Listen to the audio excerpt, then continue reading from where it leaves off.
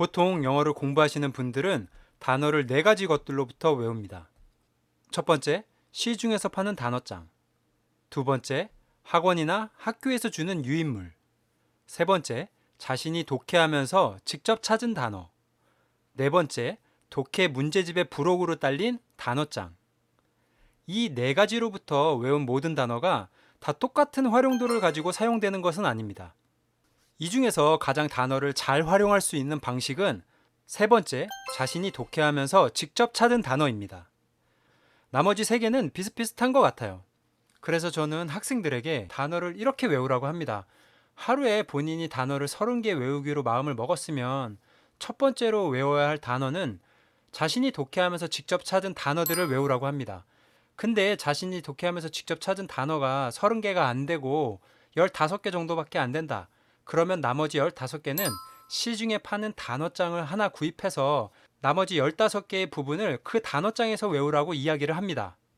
근데 이렇게 학생들이 단어를 여러 군데에서 외우다 보면 학생들이 이런 이야기를 많이 합니다. 선생님, 단어장으로 외운 단어는 문장에서 보면 뭔가 의미가 와닿지가 않는 것 같아요. 왜 그럴까요? 영상 보시기 전에 구독과 좋아요 부탁드립니다. 이유는 학생들이 단어장으로 단어를 외울 때 영어 1, 한글 1 이렇게 1대1로 암기하기 때문입니다. drive, 운전하다, reserve, 예약하다 이렇게 영어와 한글 1대1로 의미를 매칭시켜서 외웁니다. 뭐 고1 때까지는 이렇게 외워도 별 문제 없습니다. 대부분의 drive는 운전하다로 나올 것이고 reserve는 거의 예약하다라는 의미로 나올 거니까요. 하지만 고2부터는 점점 단어들이 그 단어가 가진 첫 번째 의미가 아니라 두 번째, 세 번째 의미까지 확대되어서 사용되게 됩니다. 예를 들어 고3들의 수능 연계 규제인 2019년 EBS 수능 특강에 사용된 문장들을 보면 회사는 수립한다, 보상을, 운전하기 위해서, 실적을. 회사는 보상을 수립한다, 실적을 운전하기 위해서? 또 다른 한 문장을 보죠. 세계화는 운전한다, 패스트 패션의 문화를. 세계화는 패스트 패션의 문화를 운전한다. 다음 문장에도 또 드라이브가 나옵니다. 슬로우 패션으로 이동하려는 생각을 촉진시키는 현재 약간의 다른 운전도 있다. 이 세 문장에서 드라이브를 운전하다라고 외운 친구는 이 문장이 무슨 의미인지 알 수 있을까요? 머리가 좋은 친구들은 앞뒤 상황이나 문맥으로 유추할 수도 있을 겁니다. 근데 정말 문제는 이렇게 단어가 무슨 의미지? 라고 생각을 하는 순간 학생들은 글의 전체적인 맥락에서 멀어지게 됩니다. 고3 지문은 전에도 말씀드렸지만 매우 기괴하고 이상한 내용들이 많습니다. 이렇게 난해한 글을 읽을 때는 자신의 모든 두뇌를 이 글이 무슨 말인지를 파악하는 데 써야 합니다. 근데 이 단어가 무슨 의미인지가 제대로 이해가 안 되는 순간, 이 단어가 무슨 의미일까를 생각하면서 집중력이 분산이 되게 됩니다. 그러다 보면 점차 전체적인 글의 흐름에서 멀어지게 되는 거죠. 그럼 드라이브라는 단어를 어떻게 외워야 고2, 고3, 그리고 그 이후에도 도움이 되느냐? 사전을 켜고 드라이브라는 단어를 쳐보죠. 전 개인적으로는 옥스퍼드 사전보다 동아사전이 뜻이 더 좋은 것 같아서 동아사전으로 찾습니다. 뜻을 보면 동사로는 첫 번째 몰다, 두 번째 운전하다, 그리고 다섯 번째의 뜻은 무모하게 내몰다 등등등 나오고 명사 뜻도 있네요. 명사 뜻은 1번 드라이브, 2번 차도, 3번 거리, 4번 추진력입니다. 우리가 그럼 이 많은 뜻을 다 외워야 할까요?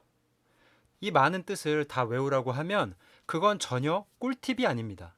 이거 다 외우실 필요 없습니다. 뭘 외우시냐면 단어의 뜻 중에 이런 뜻들을 포괄할 수 있는 뜻을 찾으시거나 포괄하는 의미가 없으면 본인이 그 뜻을 만들어서 외우시면 됩니다.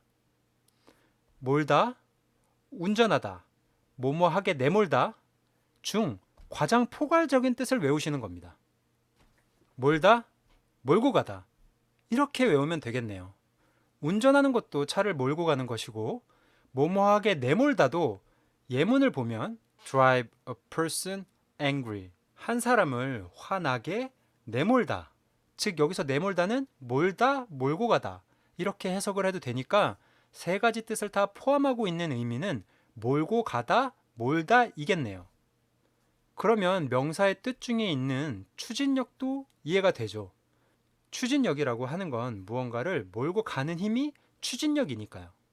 6번에 나와 있는 시대의 흐름과 경향도 이해가 되죠. 시대의 흐름과 경향도 시대를 몰고 가는 힘이니까요. 이런 식으로 drive를 운전하다라고 외우지 마시고 drive를 사전에서 검색하신 후에 가장 포괄적인 뜻을 외우세요. drive의 모든 뜻을 외우는 것이 아니라 가장 많은 의미를 포괄할 수 있는 뜻 한 개 혹은 두 개를 외우는 겁니다.